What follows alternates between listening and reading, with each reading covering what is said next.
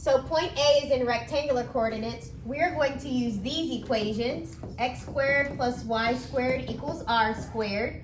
And if you square root both sides, you'll find what r is. So let's go ahead and find the radius.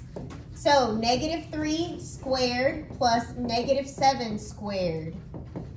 This gives you 9 plus 49, which is, what did you guys get? 58. And does this simplify? This will be 2 times 29, and 29 can't be broken down. So you'll just leave it like that. So that is your radius for your rectangular coordinate. Now let's find the angle. Now, before I find the angle, let's just think about where this point is located. If I were to sketch this, -3 and then -7 is down here. Okay, so this is quadrant 3. So I need an angle that is in quadrant 3. So when I type into the calculator, tangent inverse of y over x. Y is -7, x is -3. What angle did that give you? 66.8. 66.8 degrees. Okay, great. So that's in the first quadrant. That's up here. How do you get over here, where I'm supposed to be? Add 180. Yep, you're supposed to add 180. So to be right here, we're going to add 180. So if I add 180 to that, I should get 246. So 246.8 degrees is where this point is. That's the polar coordinate, okay? So that means from 0, you go the direction 246.8 degrees, and you go out square root of 58, okay? So about 7 point something, you're going out right here.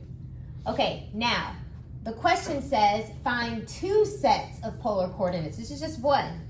So my other one, I'm gonna go across from it. So this is where I am. If I go across from it, right here, that is 66.8 degrees. So I would be up here. But if I want to be right here, this is where my goal is. If I want to be right here, you're going to have to go backwards. So instead of going a positive square root of 58, I'm going to go a backwards negative square root of 58. So those are my 2 ways I can write it. There's actually many ways you can write it, but I'm just going to do these 2. Okay. Any questions on this? Do we understand why we have a positive radius and a negative radius? Okay. I'll give you another example. Let's say this is 45 degrees. What's down here? What angle is that? And how would you find this angle? Adding 180. Exactly. So if you add 180, we'll be at 225 degrees. Okay. Let's say that the radius that they gave you was 4. Let's say the coordinates were 4 and 45 degrees. So 1, 2, 3, 4. You're right here, 4 at 45 degrees. Is that okay? Yeah. Okay, so let's say I'm at this angle. If I want to be at this point, you can still go 225 degrees, but instead of going positive 4, you're going to go backwards a negative 4.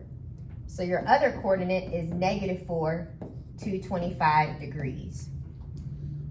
Okay, So I'm at this angle, and instead of going out 4, I'm going to go back 4, so that I'm right here. So you're going back. Yes, that's why I have a -4. I see. Next example, we're going to convert from polar to rectangular. So here are your formulas. You need x equals r cosine theta and y equals r sine theta. So this is r and this is your theta. So I have x equals 3 cosine of 225. That's one of your equations. And I have y equals 3 sine of 225. And this is on your unit circle, so you don't even have to use your calculator, okay? Just think about the unit circle. 225 is right here. So the coordinates for cosine and sine are negative square root of 2 over 2 and negative square root of 2 over 2. So guys, if it's on the unit circle, I expect these type of coordinates. I don't want any decimals. I want you to use your knowledge of the unit circle, okay? So that means this is 3. Cosine at 225 degrees is negative square root of 2 over 2. So this is just a positive times a negative is negative. So this is your answer for X. For Y, sine is also negative square root of 2 over 2. So your answer is negative 3 square root of 2 over 2. So those are your coordinates.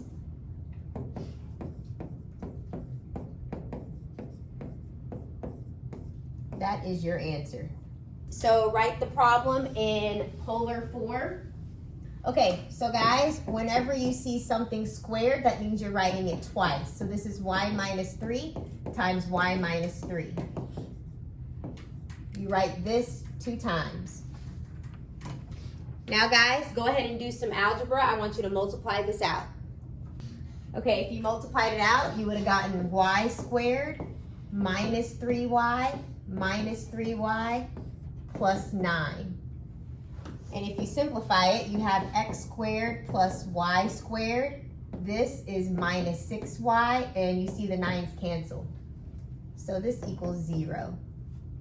If you need the math behind it, you subtract 9 from both sides. 9 minus 9 is 0, 9 minus 9 is 0. Okay, now let me remind you of some formulas. Remember, x squared plus y squared is equal to r squared. And also, y is equal to r sine theta. So these are the 2 formulas I'm going to use to put it in polar form. This can be written as r squared. This y can be written as r sine theta. Great, I got rid of all of my x's and y's. I'm completely in polar form. Okay, now I'm going to factor. What do both of these have in common? What do they both have? An r. They both have an r. So I'm going to pull out an r from both of these. Remember, when you factor out an r, you should be able to get back what you started with. R times r, that's r squared. R times this is 6r sine theta. So you should be able to distribute back and get what you started with. So I'm going to set this r equal to 0, and this is just a point. If your radius is 0, you don't have a circle, you just have a point. Okay? And then you're going to set this factor equal to 0. R minus 6 sine theta equals 0. And then solve for r. So I'm going to have r equals, move the negative 6 sign to the other side, making it a positive 6 sign. And this is your equation. This one's just a point. So we went from rectangular with x's and y's to polar with just radiuses and thetas. Okay, so you should have multiplied this out. You have 2 of these, x minus 5 times x minus 5. Oops. Plus y squared equals 25. When you multiply this out, you'll get x squared minus 5x minus 5x plus 25. Oops. Plus y squared equals 25. Hopefully you see these 25's cancel. This is negative 10x, and x squared plus y squared is r squared. Okay? Remember, these are your formulas that you're using. And this time we have x. X can be replaced with r cosine theta. If you had a y, you would use the r sine theta. But we have an x, so we use the cosine one. Okay. Any questions from here to here? Okay. So now I'm going to replace this x with that formula. R cosine theta. And same as last time, notice these both have an r. So I'm gonna factor out an r. So if I take an r away from here, I'm just gonna have a single r. And if I take away this r, I'm just left with 10 cosine theta. So I took an r from both groups. Set this r equal to 0, and that's just a point. Set this factor equal to 0. And if you solve, you have r equals, move the negative 10 cosine to the other side, making it a positive 10 cosine. And this is your equation. So for example, let's say I gave you negative 7, 0. If you were to graph this, it's over here. Okay? The way you find the radius, this is x, this is y. So you do negative 7 squared plus 0 squared. So this becomes square root of 49, which is 7. So your radius is 7. If you think about this, where is this on the unit circle? 180. So that's your polar coordinate, 7 and then 180 degrees. So if it's something like this, where you can just graph it and see, oh, this is at 180. Oh, that's at 90. Oh, that's at 270. Oh, that's at 0. You can do that.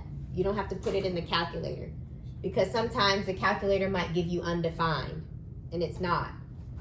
You have an angle. You just need to graph it, okay? And then if you want the other one, go across from it. What angle is this? Yep, 0. You can also put 360, whichever one you want.